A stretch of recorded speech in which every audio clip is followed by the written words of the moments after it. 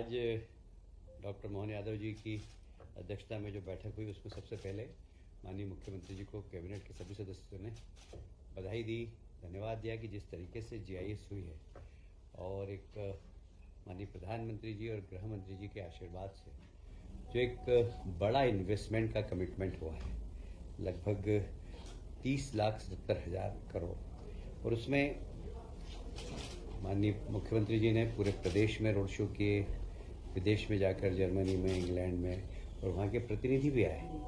ये जो सरकार की जो मेहनत है उसका परिणाम है कि जीआईएस में बहुत बड़ा इन्वेस्टमेंट आया है। उद्योग विभाग ने लगभग 12 करोड़ 2 लाख का है, नवीनीकरण में 5 करोड़ 72 लाख का है, खनन एवं खनिज में 3 करोड़ 22 लाख, सॉरी मैं गलत बोल के 3 लाख। उद्योग विभाग के हैं 12.2 करोड़ का, नवीनीकरण में 5.72 लाख करोड़, खनन और खनिज विभाग में 3.22 लाख करोड़, शहरी विकास में 1.97 लाख करोड़ और ऊर्जा विभाग में 1.74 लाख करोड़।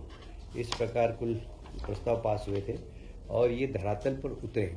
इसके लिए माननीय मुख्यमंत्री जी निर्देश दिए हैं कि सारे प्रमुख सचिव हर सप्ताह में अपने अपने विभाग की समीक्षा करें और माननीय मुख्य सचिव 7 दिन में और माननीय मुख्यमंत्री जी मुख्य सचिव 1 दिन में महीने भर में और माननीय मुख्यमंत्री जी 2 माह में इसकी समीक्षा करेंगे।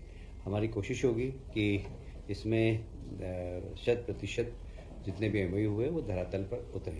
इसमें हमारी संभावना ये है कि लगभग इसमें 21 लाख से ज़्यादा रोजगार मध्य प्रदेश के नौजवानों को मिलेंगे। एक बहुत ही महत्वपूर्ण निर्णय, आप जानते हैं कि भारतीय जनता पार्टी ने अपने संकल्प पत्र में घोषणा की थी कि हम किसानों को 2700 रुपये प्रति क्विंटल एमएसपी पर गेहूं खरीदेंगे। हम उसके करीब पहुंचते जा रहे हैं। इस बार कैबिनेट ने निर्णय लिया है कि किसानों का गेहूं हम 2600 रुपये प्रति क्विंटल पर उपार्जन करेंगे।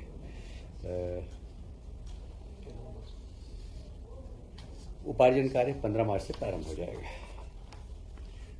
उसी प्रकार धान उपार्जन, हमारे यहाँ धान 3-4 जिलों में बहुत अच्छी होती है, तो उनको भी 4,000 प्रति माह प्रोत्साहन राशि प्रति हेक्टेयर। तो साथियों, मोहन यादव की अध्यक्षता में आज मंगलवार को मंत्रालय में कैबिनेट की बैठक हुई। इसमें कई अहम प्रस्तावों पर चर्चा हुई है। कैबिनेट में मंत्री कैलाश विजयवर्गीय ने जानकारी देते हुए बताया कि बैठक में बहुत ही महत्वपूर्ण निर्णय लिए गए हैं। आगे क्या क्या है, आइए जानते हैं। सरकार का प्रस्तुतिकरण भी होगा, उसमें माननीय सभी मंत्रीगण उपस्थित रहेंगे। आज कल यानी कि 5 मार्च को वित्त आयोग के प्रतिनिधि माननीय मुख्यमंत्री जी के निवास पर डिनर करेंगे। एक बहुत महत्वपूर्ण कार्यक्रम और माननीय मुख्यमंत्री जी का बहुत ही प्रिय कार्यक्रम है जय गंगा जल संवर्धन अभियान। पिछले वर्ष भी इसमें काफ़ी सफलता मिली थी। इस बार भी 30 मार्च से 30 जून तक आयोजित होगा। संपूर्ण प्रदेश में जितनी भी हमारी वाटर बॉडीज़ है, जल संरचना है, उनका संवर्धन करना और पानी को जितनी भी वाटर बॉडीज़ है उनको संभालना इसका मुख्य उद्देश्य है। और इसी के साथ साथ वाटर रिचार्जिंग के लिए भी हम लोगों को प्रोत्साहित करेंगे। अभियान कब से? 30 मार्च से 30 जून। 30 मार्च से 30 जून ये अभियान चलेगा। विक्रम उत्सव अभी प्रारंभ हो गया है उज्जैन में। 26 फरवरी से 30 मार्च का आयोजन होगा।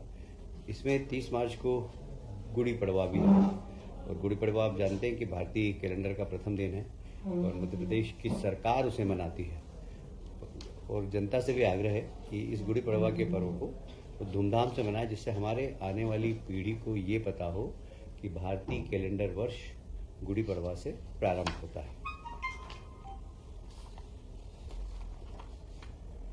आप सब जानते हैं कि जैसे माननीय मुख्यमंत्री ने शपथ ली थी, वैसे ही 1 महीने तक किसानों के सीमांकन पटांकन के कार्यक्रम एक अभियान की तरह चलाए थे। अब इसको पूरे को डिजिटलाइजेशन कर रहे हैं और इसीलिए आज इस प्रस्ताव को मंजूरी दी है डिजिटलाइजेशन को।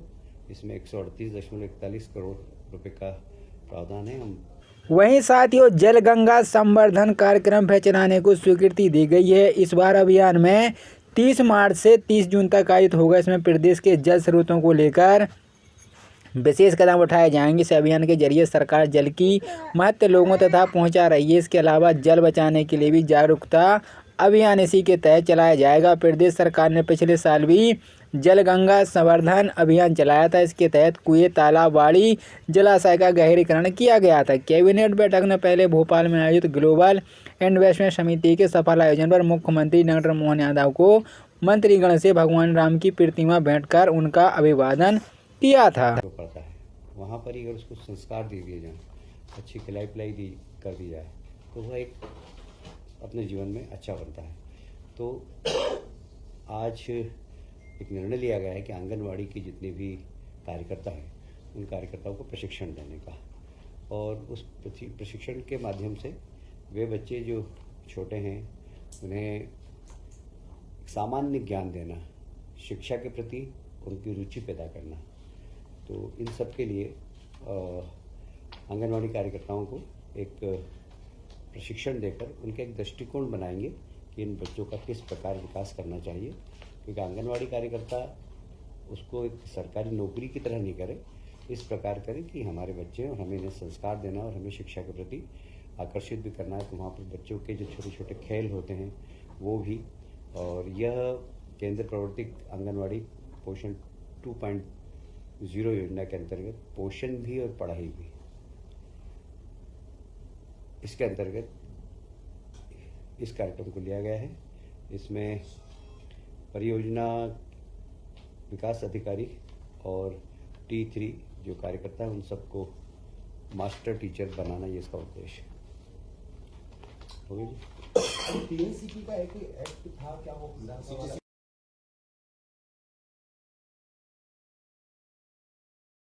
क्या था कि प्लानिंग एरिया के अंदर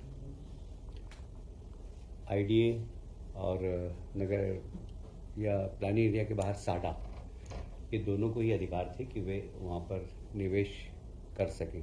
पर अब कोई भी शासकीय विभाग प्लानिंग एरिया के बाहर भी निवेश कर सकेगा और प्लानिंग बनाकर और राज्य सरकार के पास लाएगा, शासन उन्हें अनुमति प्रदान करेगी। तो अब जैसे विकास प्राधिकरण या साडा ही नहीं, चाहे RDC चाहेगा तो हम उसको भी अधिकार देंगे।